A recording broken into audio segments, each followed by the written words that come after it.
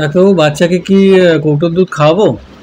এটা একটা common question এবং কনফিউশন, যেটা আমি বাচ্চার মায়েদের থেকে এবং বাচ্চার বাড়ির থেকে খুব কমনলি এই কোয়েশ্চেনটা পেয়ে থাকি। তো এই সম্বন্ধে দুটো কথা আমাদের সবসময় মনে রাখতে হবে যে ব্রেস্ট ফিডিং হচ্ছে মায়ের বাচ্চার জন্য এবং মায়ের জন্য বেস্ট। কেন? কারণ হচ্ছে বাচ্চার মা তার বেবির জন্য তার বেবির বয়স অনুপাতে টেলার মেড দুধ তৈরি হয় তার শরীর থেকে। মানে প্রথম দিকে 1 মাস বয়সে যেরকম মিল্ক তৈরি হয়, 2 মাস বয়সে সেটা চেঞ্জ হয়, 3 মাস বয়সে সেটা চেঞ্জ হয়, করতে করতে 6 মাস অবধি চেঞ্জ হতে থাকে। বাচ্চার যে বয়সে যে জিনিসটা বেশি দরকার মায়ের দুধে, সেই বয়সে সেই জিনিসটা বেশি বেশি করে তৈরি হয়, যাতে বাচ্চার যা দরকার সেটা কমপ্লিটলি মায়ের কাছ থেকে পেয়ে যায়। সেই জন্যই আমরা বলি এক্সক্লুসিভ ব্রেস্ট ফিডিং, মানে মায়ের দুধের বাইরে কিচ্ছু না, জলও না। প্লাস আরও অনেকগুলো বেনিফিট আছে। বাচ্চা ডাইরেক্টলি মায়ের কাছ থেকে খাচ্ছে, কোনো হ্যান্ডলিং নেই, অতএব ইনফেকশনের কোনো চান্স নেই। বন্ডিং ভালো হয়, বাচ্চা মা সবসময় একসাথে আছে, একসাথে মানে বাচ্চা মায়ের কাছ থেকে খাচ্ছে, তাই বন্ডিংটা ভালো। এবং ব্রেস্ট মিল্কে অনেকগুলো অ্যান্টিবডিজ থাকে, যেগুলো বাচ্চাকে অনেক রকম সর্দি, কাশি, পেট খারাপ এগুলো থেকে রক্ষা করে। এবং মায়ের দিকে বেনিফিট হলো মায়ের যে এক্সট্রা ওয়েট গেনটা হয়েছিল ডিউরিং প্রেগনেন্সি, সেটাও আস্তে আস্তে এই দুধের মধ্যে দিয়ে ক্যালোরি লস হয়ে মা বাচ্চার কাছে চলে যায়। মানে এতগুলো বেনিফিট। এবার প্রবলেম হচ্ছে অনেক সময় মায়ের হয়তো খুব সিক, কোনো একটা অপারেশান হলো, মানে আফটার প্রেগনেন্সি, আফটার সিজার বা আফটার নর্মাল ডেলিভারি, তারা হয়তো কোনো একটা অপারেশান করতে হলো, বা কোনো একটা খুব গম্ভীর অসুখের জন্য বাচ্চা এবং মাকে আলাদা রাখতে হলো। অথবা মায়ের একটা ফ্ল্যাট নিপল আছে, ইনভার্টেড নিপল আছে, যেখানে বাচ্চা মায়ের দুধ খেতে পাচ্ছে না, ধরতে পারছে না, এরকম অনেকগুলো সমস্যা অনেক সময় এসে থাকে।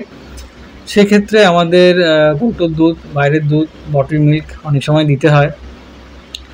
এবং বাইরের মিল্ক আমরা যখনই দিতে যাব তখন আমাদের মনে রাখতে হবে যে যেহেতু এতগুলো হ্যান্ডলিং হচ্ছে, আপনাকে জল ফুটিয়ে ঠান্ডা করতে হবে, সেই ঠান্ডা জলের মধ্যে দুধ দিতে হবে, দিয়ে গুলে বাচ্চাকে খাওয়াতে হবে। তো বোতলটাকে স্টেরিলাইজ করা, নিপলটাকে স্টেরিলাইজ করা, জলটাকে স্টেরিলাইজ করা, এবং একবার দুধ তৈরি করলে সেটা আধ ঘন্টা থেকে 1 ঘন্টার মধ্যে শেষ করে ফেলতে হবে। তার বেশি থাকলেই সেই দুধের মধ্যে জার্মস আসতে শুরু করবে। তো ইনফেকশনের চান্স কয়েকশো গুণ বেড়ে যায়।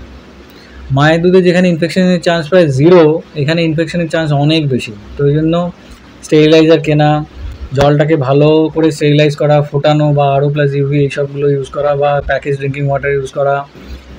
তারপরে এই যে বটলটা, নিপলটা নটোরিয়াস ফর ইনফেকশন, মানে সারাদিনে যতবার পারা যায় ওটাকে স্টেরিলাইজ করা।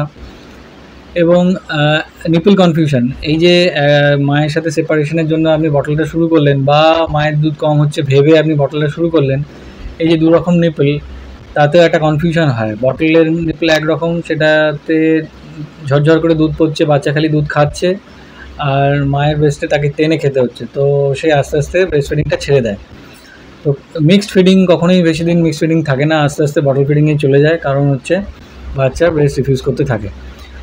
তো সেই জন্যই আপনাকে বুঝতে হবে, একটু ডিটারমাইন্ড থাকতে হবে, একটু চেষ্টা করতে হবে যে যতটা পারা যায় ব্রেস্ট ফিডিং দেওয়ার।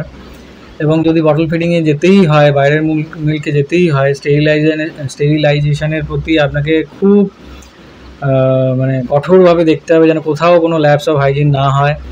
এবং যদি পারা যায় বাটি চামচে খাওয়ানো, তাহলে কী হবে, নিপল কনফিউশনটা হবে না। বাটি চামচে খেলে বাচ্চার ব্রেস্ট মিল্ক পরে হয়তো টানলেও টানতে পারে।